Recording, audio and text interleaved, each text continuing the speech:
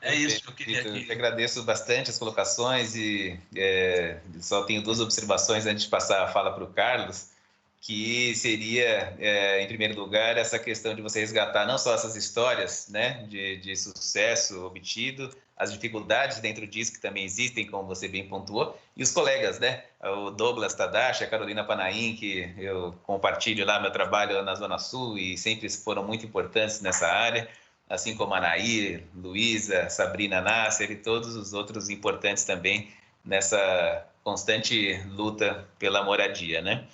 Então, nesse sentido, inclusive, quando você mencionou dos plantões, né? A gente atua nos plantões, às vezes isso não fica tão claro no site, né? Mas o site está sendo reformulado também pela comunicação, porque mais do que nunca é necessário ter um acesso à informação bem prático e rápido de visualização para as Eu encontrei pessoas, né? uma santa defensora, né, que chama Betânia. Aí, quando eu tenho uma emergência, né, eu vou na Betânia. Falo, Betânia, estou com uma dificuldade aqui, né? Mas a gente sempre tem também nas pontas da defensoria, né? A Thaísa, tem, né, também lá em Itaquera, agora me foge o nome da Bruna, acho que é da defensora. Né? Então, na cabeça tem o nome de vários deles, várias, né?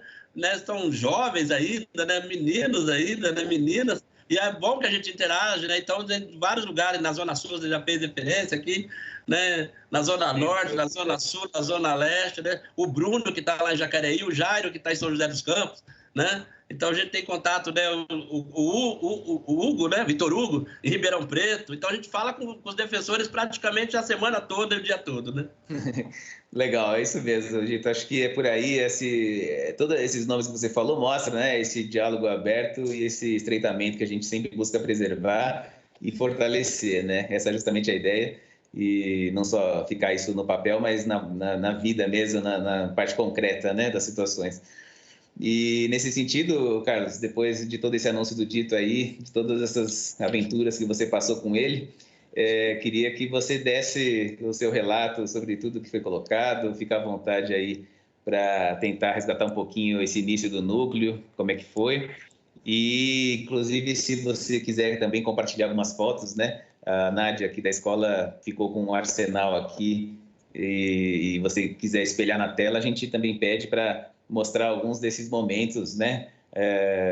Se você puder, Nádia, depois, o Carlos, quando entender interessante, já coloca aqui alguns momentos importantes, tá bom? Fica à vontade, Carlos, por favor. Bom, Guilherme, obrigado em primeiro lugar pelo convite. É uma alegria muito grande e uma honra também, e uma extrema responsabilidade, né, falar a respeito da relação da Defensoria Pública com os movimentos sociais, o início dessa história, do qual eu tive a honra de participar. Então, assim, obrigado a você, Guilherme, obrigado à escola e obrigado a você, Dito, e você, Vanessa, né? Porque vocês fazem parte da história e moram no meu coração. O Dito de forma mais próxima, mas você, Vanessa, assim, eu me sinto de uma certa forma, digamos assim, um antepassado de todos os defensores da habitação. Então, assim, existe uma relação, digamos assim, emocional com vocês, apesar de eventualmente a gente bater cabeças, mas enfim.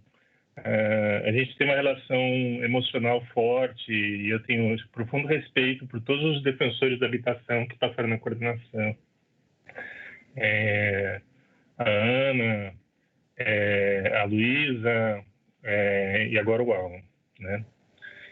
Enfim, eu tinha falado com o Daniel anteriormente, eu tinha disponibilizado para o Daniel algumas fotos da época do início do núcleo, né? Eu não sei se ele tinha falado que ia passar essas fotos antes de iniciar o evento, né? Isso. Mas isso, né, Daniel? Aconteceu isso. Se quiser, eu posso deixar passando a apresentação enquanto o senhor fala. Então, assim, existe um vídeo também que ele foi criado como um relatório visual. Assim, os coordenadores de núcleo sabem que a gente precisa fazer relatórios semestrais, né, a respeito do nosso trabalho, né? E a minha esposa, que também é defensora pública, a doutora Renata, teve a brilhante ideia de fazer um relatório visual na época, né? E eu fiz um relatório visual na época. E esse relatório foi apresentado na minha despedida da coordenação. E agora ele está no YouTube, né? Então, assim, para quem quiser, né? Talvez, eu vou colocar aqui no chat, não sei se isso funciona, né? Para quem quiser, está aí à disposição para dar uma olhadinha, tá? Acabei de colocar no chat, não sei se as pessoas vão ter condições de ver isso no YouTube, mas enfim. Bom, para falar a respeito da história do núcleo e da relação dos movimentos sociais de moradia com o núcleo, antes de qualquer coisa, eu preciso fazer uma profissão de fé aqui, uma oração mesmo, das pessoas maravilhosas que eu conheci, as pessoas do movimento, especialmente do movimento. E com a certeza de que eu vou esquecer muita gente, inclusive. Mas, enfim, algumas pessoas eu preciso mencionar, digamos assim, para prestar minha homenagem, meu profundo respeito por tudo que me ensinaram, né? Me ensinaram, me levaram até a realidade e fizeram com que eu colocasse meu pé no barro. Enfim, em primeiro lugar, o próprio Dito, que, enfim, eu tenho a honra de ser amigo e é praticamente meu irmão, né? É uma extraordinária bênção na minha vida. O Dito, com tudo que me ensinou, com as coisas que ele fala e a forma como ele acolhe, ensina muito para mim, né?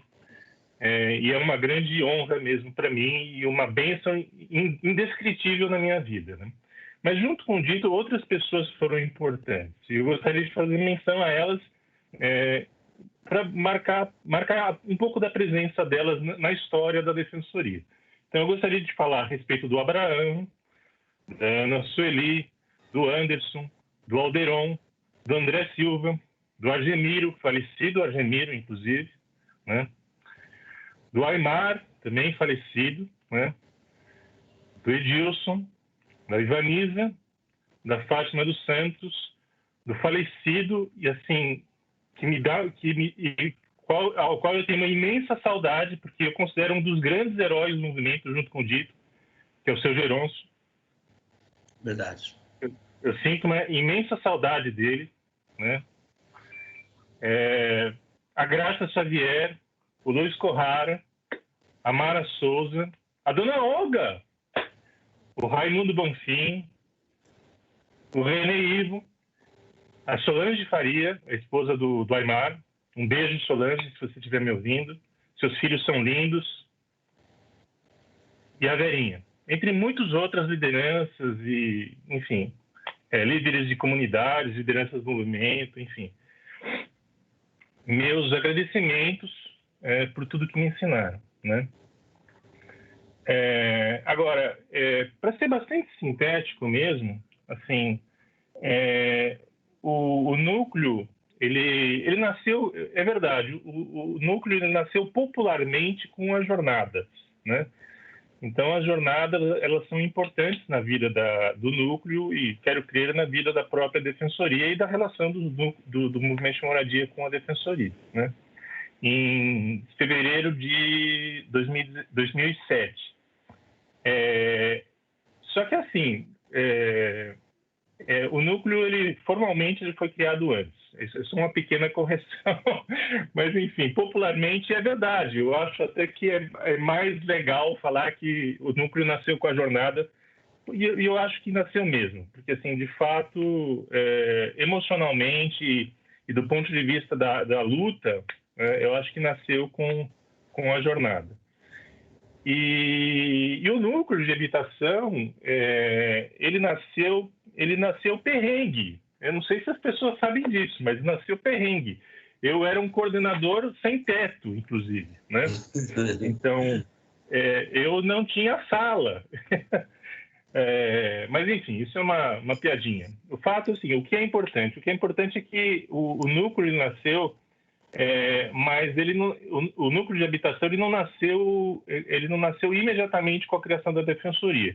Alguns núcleos nasceram junto com a criação da Defensoria. O núcleo de habitação, não.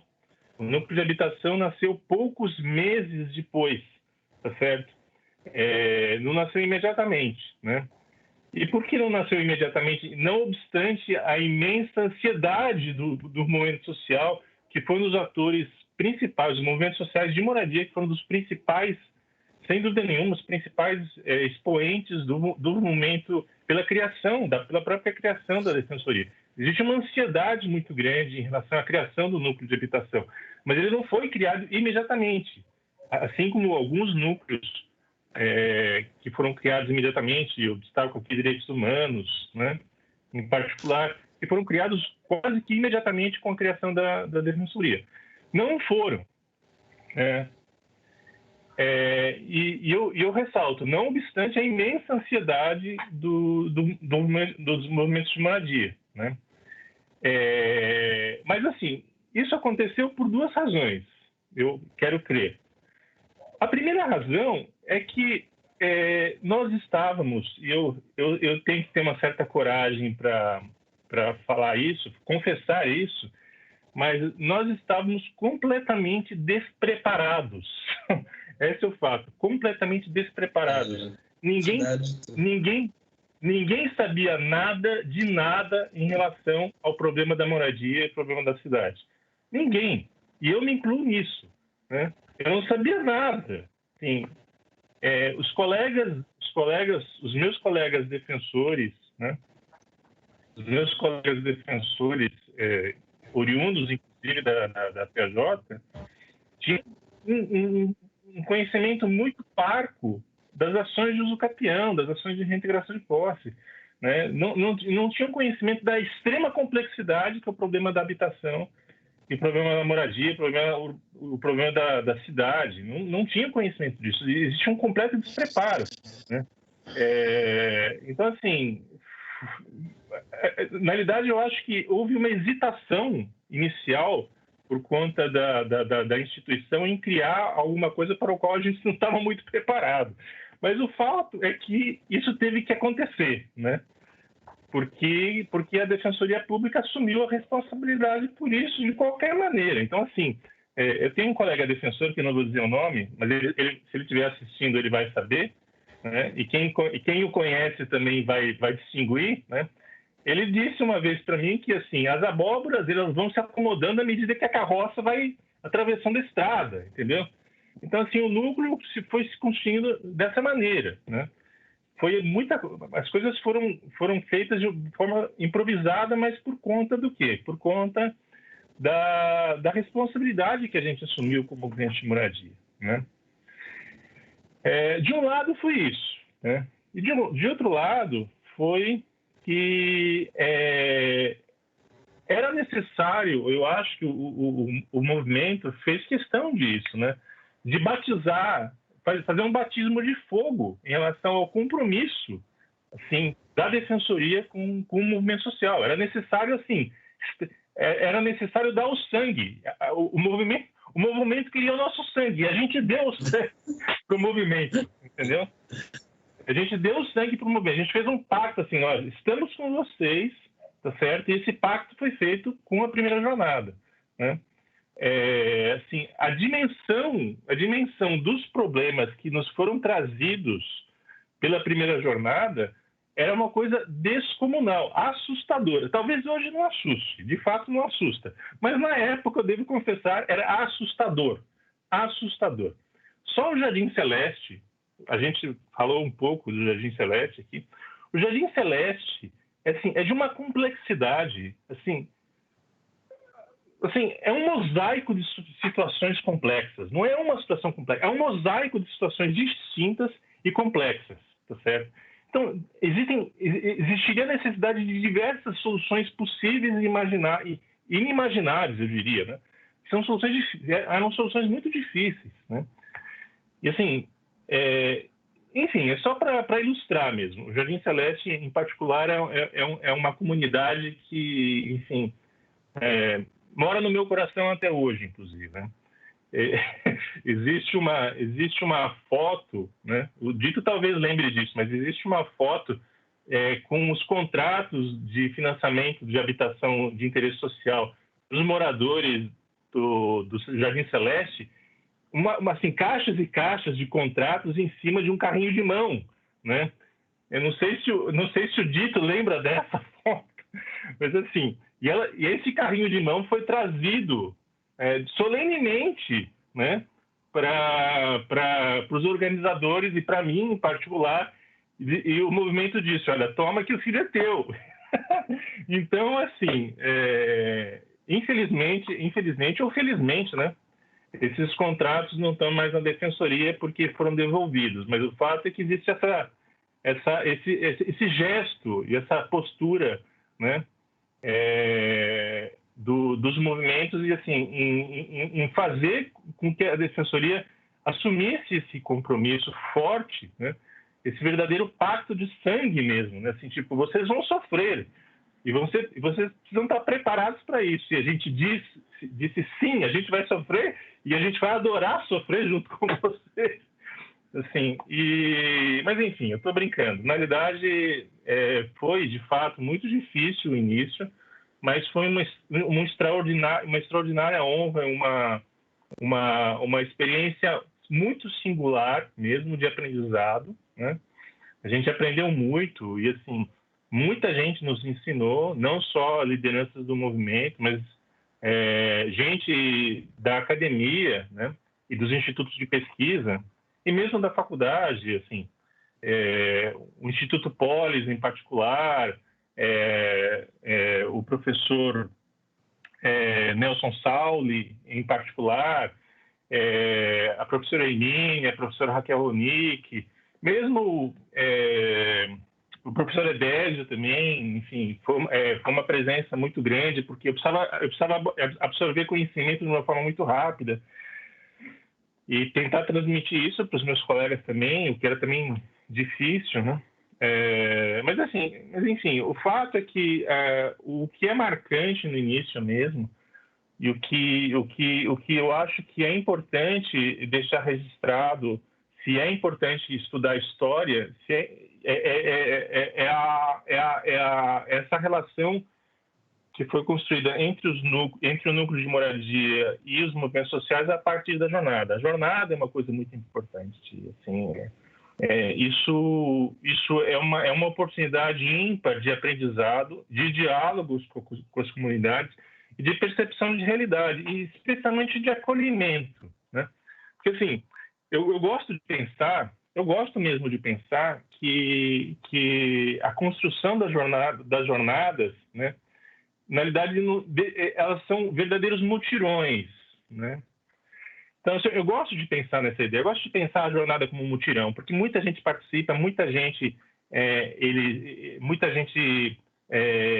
entrega o seu trabalho, o seu esforço, em quase igualdade de condições. As pessoas, elas são, assim, a gente dialoga com moradores, a gente dialoga com lideranças, a gente dialoga com professores e quase em pé de igualdade, todos trabalham juntos, entendeu? Então, assim, a construção de uma jornada da moradia é um verdadeiro mutirão, né?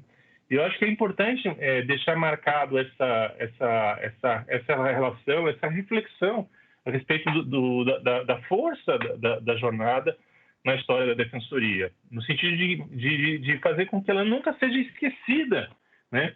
E na medida do possível, assim, está sempre crescendo, né? Para fortalecer a relação entre a defensoria e os movimentos sociais, e não só para fortalecer no sentido de fazer com que ela seja maior do ponto de vista quantitativo, mas do ponto de vista qualitativo também. Eu acho que a jornada é uma oportunidade de você pensar em novas resistências também, né? Não só do ponto de vista jurídico, mas do ponto de vista também cultural, do ponto de vista comunitário, né? As pessoas precisam pensar em novas resistências e repensar formas de resistência novas. E a jornada é uma oportunidade de se fazer um laboratório em relação a isso, né?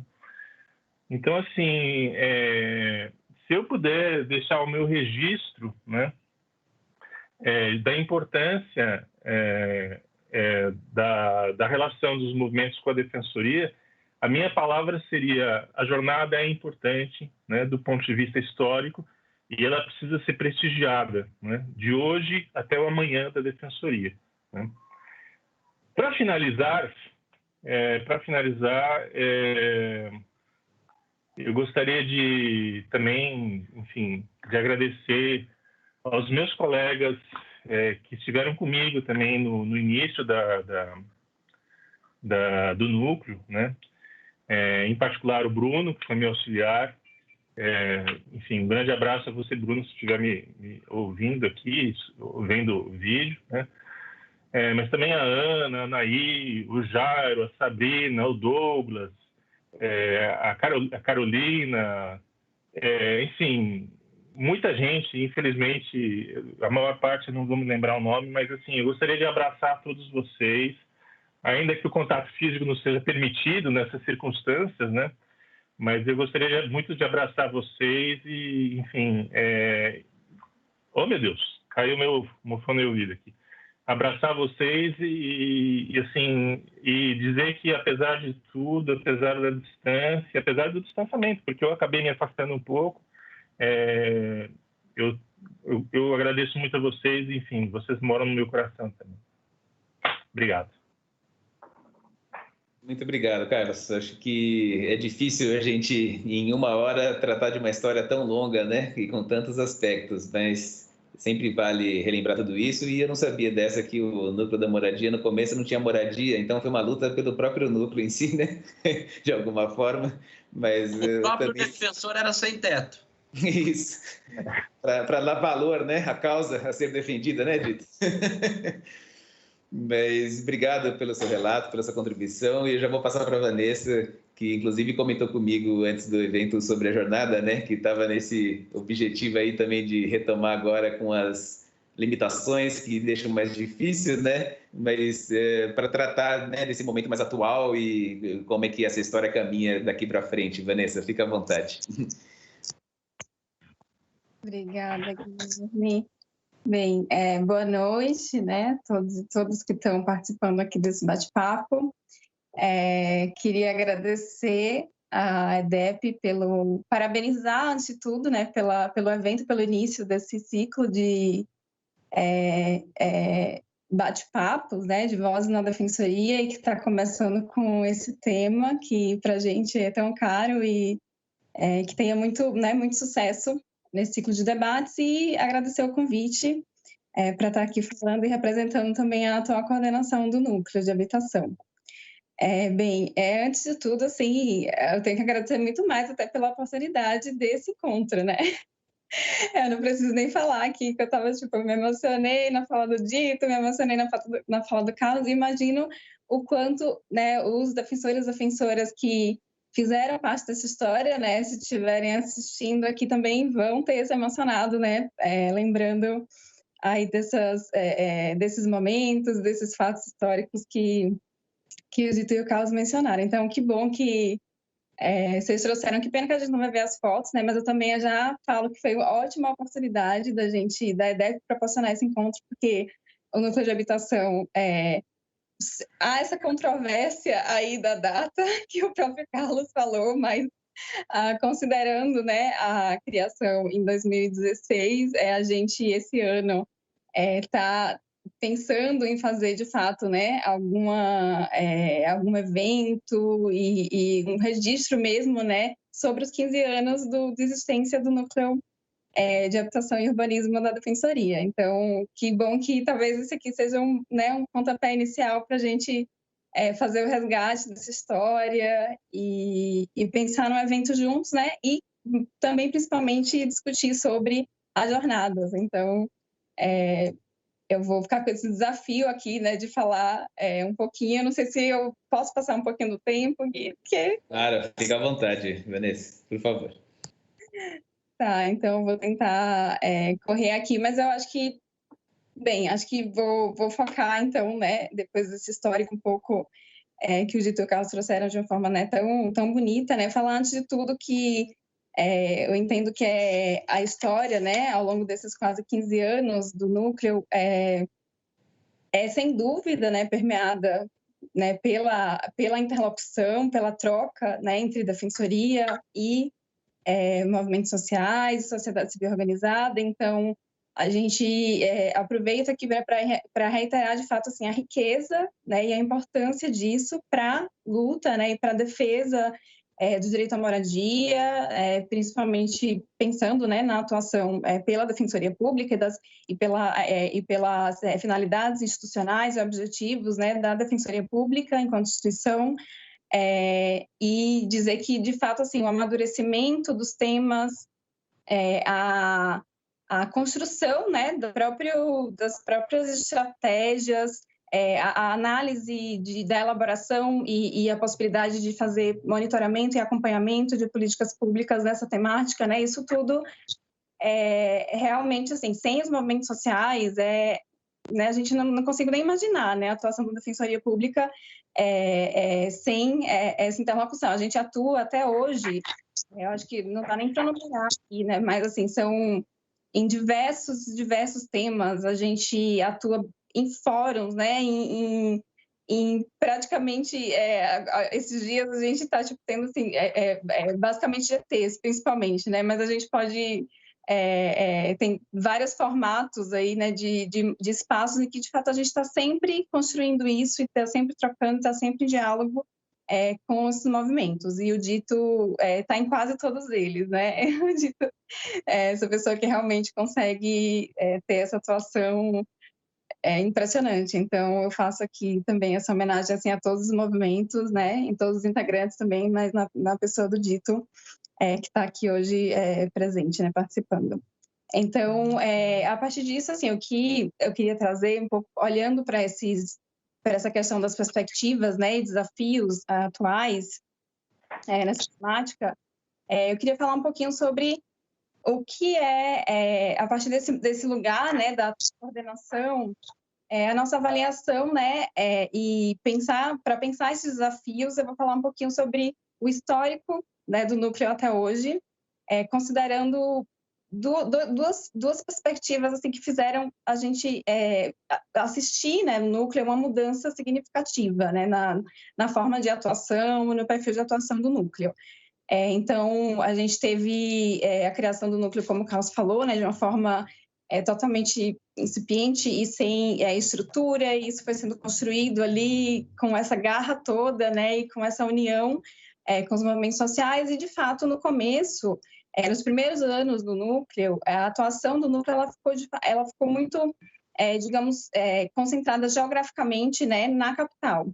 Então, a gente teve aí alguns fatores, considerando que o núcleo ele atua prestando apoio e suporte aos colegas e colegas da instituição toda, como o Carlos também já tinha mencionado, isso é uma das né, a principal, talvez, função do núcleo, mas também, né, junto com ela, tem atuação nesse acompanhamento e monitoramento, né, controle das políticas públicas, mas também a atuação direta, né, em alguns casos, considerando a complexidade e a abrangência regional, né, que justifiquem a atuação do núcleo, e também de forma subsidiária nos locais, né, nas comarcas do estado onde não existe defensoria pública.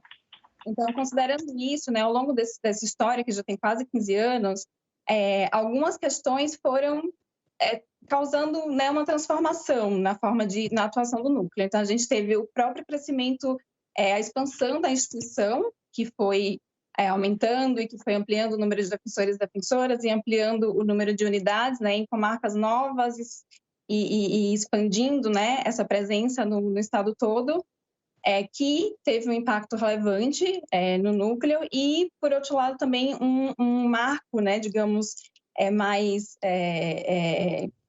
de forma objetiva, assim, no tempo, né, que foi a alteração do Código de Processo Civil. Então, a nossa análise, né, desse histórico, ela tem esses dois aspectos, né, o aumento, né, a expansão da instituição e também a alteração em 2015 do Código de Processo Civil, que com a vigência, né, iniciada em 2016, que passou a prever no rito, né, específico das ações possessórias, a previsão de que em todos os casos, né, de litígios coletivos possessórios, em que no polo passivo constasse, né, uma coletividade de pessoas hipossuficientes, e é obrigatória a intervenção da Defensoria Pública, né? É obrigatória a intimação da Defensoria Pública para intervenção e manifestação, né, naquele processo. Então, a partir de 2016, né, com a vigência dessa nova previsão no Código de Processo Civil, a gente, de fato, vê esse marco, né, como um momento em que há uma alteração significativa no núcleo. Então, hoje a gente tem, de fato, de 2006 a 2015, um panorama, né, e de 2016 até final de 2020, né, até hoje, mas com análise assim, da gente até final de 2020, a gente tem, de fato, uma alteração significativa, né, para duas atuações, que uma alteração da abrangência geográfica do núcleo, né, o próprio Dito falou isso, né, testemunha isso, né, até hoje, que é a atuação do núcleo de forma predominante em comarcas do interior do estado, onde não tem defensoria, justamente porque a intimação é obrigatória e os juízes fazem intimação da defensoria pública nos locais onde não tem defensoria instalada, o núcleo assume, né, essa atuação. Então, a gente tem hoje, em 2020, a gente tem de processos ativos, por exemplo, a gente tem 54% dos processos ativos, né, são de comarcas do interior do estado. É uma alteração assim completa, né, do perfil que era até 2015, em que esse percentual não chegava nem a 15%. Então, a gente tem essa alteração, né, da abrangência geográfica, de fato, muito relevante, e aí a gente atua, né, nesses procedimentos todos, a gente abarca hoje 44 comarcas distintas da capital, né, no estado todo.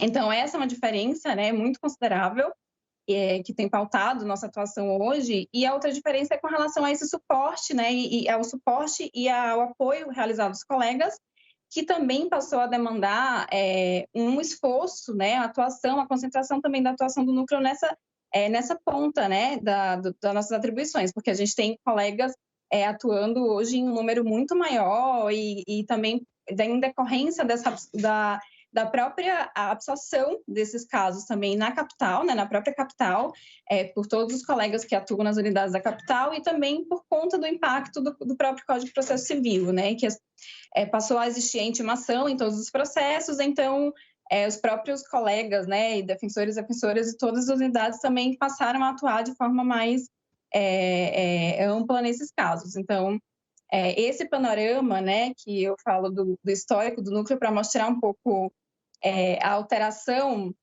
da nossa atuação atualmente, né, para a gente ter a noção, né, a perspectiva do que são esses desafios, né, de como a gente vai repensar algumas questões a partir disso. Então, a gente fala que, quando a gente fala de movimentos sociais, né, e defensoria nessa temática específica, a gente pensa, lógico, né, inicialmente nessas duas instâncias que tão bem o Dito falou e o Carlos também falou, né, que é a jornada de moradia no âmbito do núcleo de habitação, porque as jornadas tiveram aí assim, né, essa existência atrelada à existência do próprio núcleo, né, e o núcleo passou a ser um dos atores que constrói, né, que desde o início ali está discutindo, construindo, executando as jornadas, e elas são eventos, né, de âmbito municipal, né, local, então são construídos a partir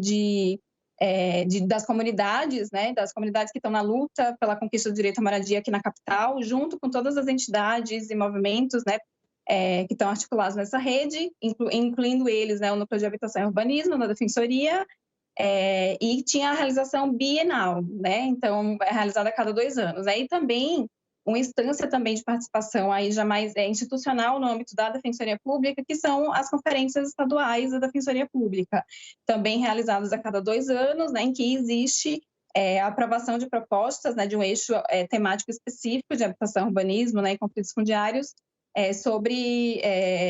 para, né, inserção no plano de atuação da Defensoria e execução ali ao longo, né, dos 2 anos seguintes.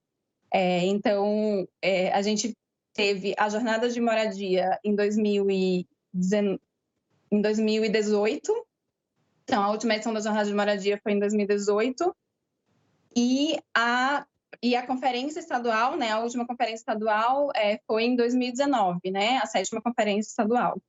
Então, eu falo até da minha relação, assim, da minha própria relação com o núcleo, né, ela começou também na jornada de moradia, que foi quando eu entrei na defensoria, e logo que eu entrei, assim, o primeiro evento que eu fui, né, foi uma jornada, e aí foi ali na jornada que, né, eu falei, vou entrar para o núcleo de habitação, então foi o momento também que eu me inscrevi para ser colaboradora do núcleo, né, então tenho, acho que como todo mundo praticamente, né, que está no núcleo, que já passou no núcleo, tem essa relação e essa noção, assim, da importância, né, que são as jornadas de moradia.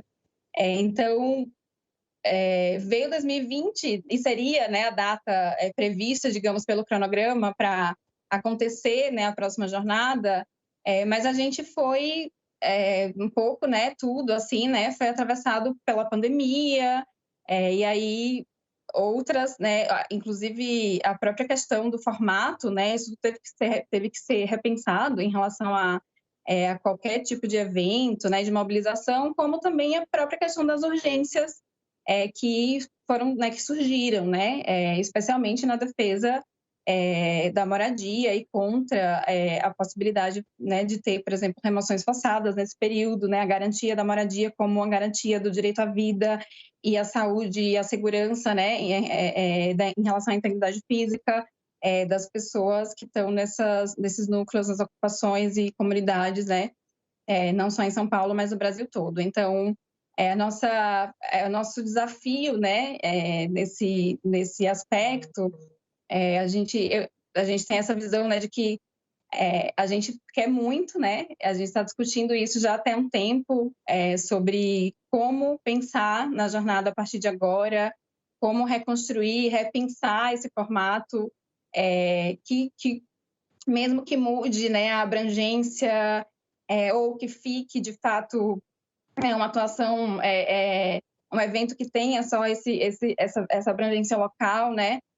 E das conferências também, né? Isso está sendo repensado e discutido internamente também, né? E com os delegados, né? E com os movimentos, porque, de fato, esses modelos, não só pela pandemia, mas por outras questões também, eles foram afetados, né? Por muitas questões, né? E mudanças mesmo das formas de exercício, né, da democracia direta e indireta e muitas vezes dos questionamentos em relação à legitimidade dessas formas de participação. Então, mas com certeza isso era uma coisa que a gente estava pensando, né, e querendo discutir e pautar também. Então, a gente está reforçando, né, a partir da fala do Carlos, assim, é super importante, né, saber essa visão do Carlos, assim, do dito em relação a isso, porque, de fato, é um compromisso, né, do núcleo e dessa gestão, da gente, de fato, refletir e construir e repensar, e aí não sei exatamente o que a gente vai, né, executar, mas é uma prioridade, né, na nossa atuação de consolidar, né, esse espaço, né, das jornadas. E aí, assim, além, né, da questão em si, né, da jornada e da conferência, eu ressaltaria que a gente tem atuações hoje, né, construídas aí ao longo, principalmente de 2020 para cá, mas que já estavam sendo construídas, né, desde quando a gente entrou, né, no momento que a gente entrou também a gente deu continuidade, que são atuações que, a nosso ver, tem acontecido de uma forma, digamos, continuada, né? E que elas têm um vínculo, né, muito forte com as propostas das conferências, né, em relação ao tema de habitação e urbanismo. Eu dito, né,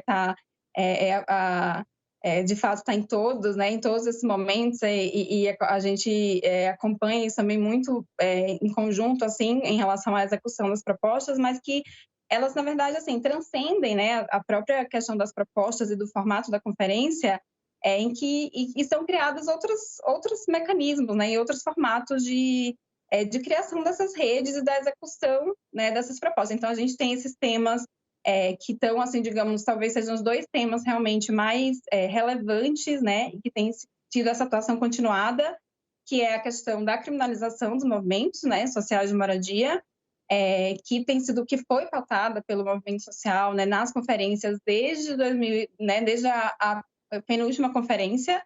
Então, a proposta, a gente instaurou um PA específico sobre isso em 2018, né, e outro PA novamente também, né, sobre isso agora em 2020.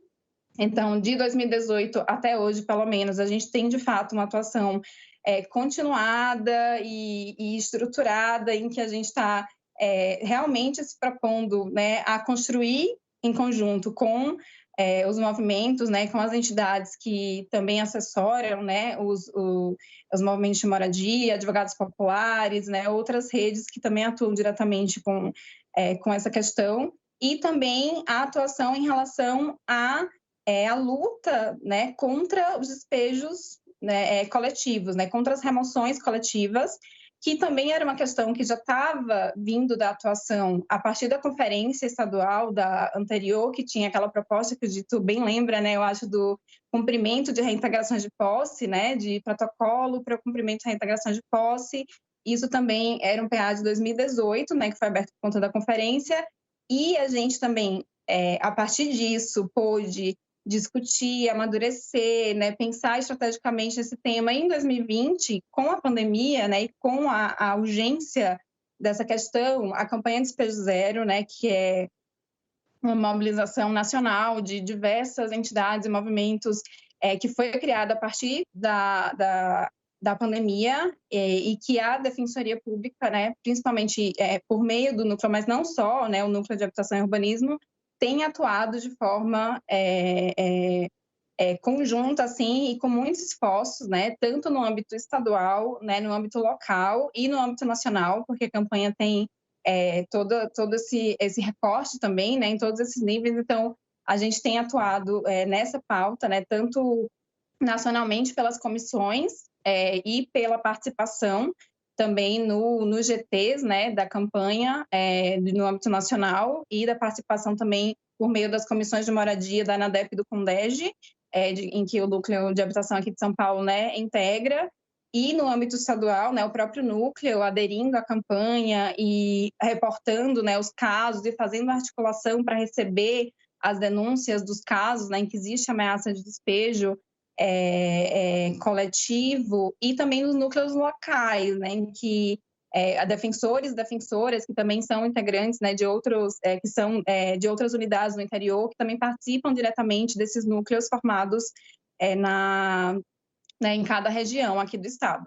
Então, os desafios, de fato, são, a meu ver, assim, um pouco de pensar nesses formatos, né, de participação que a gente mencionou, né, da própria jornada e da conferência também, querendo ou não, tem uma relação direta com a atuação do núcleo de habitação, mas que na atuação nesses temas a gente tem conseguido construir, e eu, inclusive, acho que até de uma forma muito integrada, né, dito assim, acho que de uma forma muito integrada, assim, com uma troca e uma construção muito forte nesses 2 temas, né, que são, de fato, muito desafiadores e muito complexos. Então, eu vejo, quando o Carlos falou, né, um pouco do histórico do início do núcleo, e o Dito falou também dos casos, né, emblemáticos e que aconteceram, eu vejo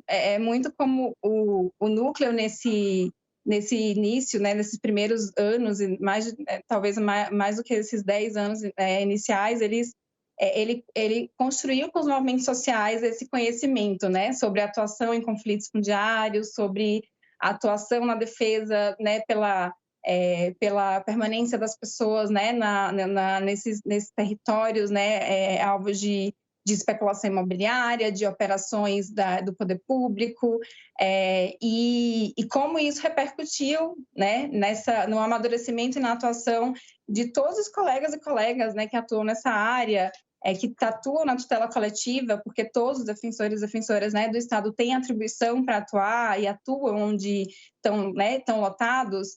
E aí, como hoje também a gente está nesse outro panorama, né, construindo também em conjunto esse outro tipo de atuação, né, mais estrutural, com outro foco, inclusive com esse desafio, né, de ser uma atuação também que abrange tanto a esfera estadual como também a própria no âmbito nacional, inclusive.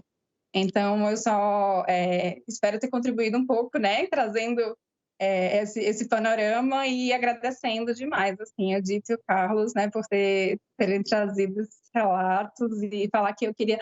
não vou citar aqui o nome, né, porque eu também vou cometer esse equívoco de não falar o nome de todo mundo, mas queria fazer a homenagem, assim, de todas as coordenações, né, anteriores do núcleo, em nome do Carlos, que está aqui presente. Então, de fato, assim, a gente se sente, mesmo sem ter, né, esse convívio tão próximo, mas a gente realmente se sente ligado, né, e vinculado a todos esses defensores e defensoras que tiveram, né, no núcleo anteriormente, e também falar em nome de todos os integrantes que já passaram pelo núcleo, assim, em nome também da plenária atual, né, dos que integram atualmente o núcleo, mas também estendendo isso para todo mundo que já passou pelo núcleo até hoje, e na pessoa do Dito, né, fazer essa homenagem a todas as pessoas, a todas as lideranças, todo mundo que até, assim, desde 2006 e até hoje estão sendo parceiros e construindo essa relação de confiança, né? A gente tem ao mesmo tempo desafiador, mas assim, uma honra também, né? Poder dar continuidade a uma relação de confiança construída com base, né, em tanto sangue e suor, como o Carlos falou. Então, fico muito honrada disso, faço essa homenagem também em nome do Dito, né, para todos que são dos movimentos de moradia e que atuam em conjunto com o núcleo, né, e constroem essa atuação da Defensoria na defesa do direito à moradia. Obrigada.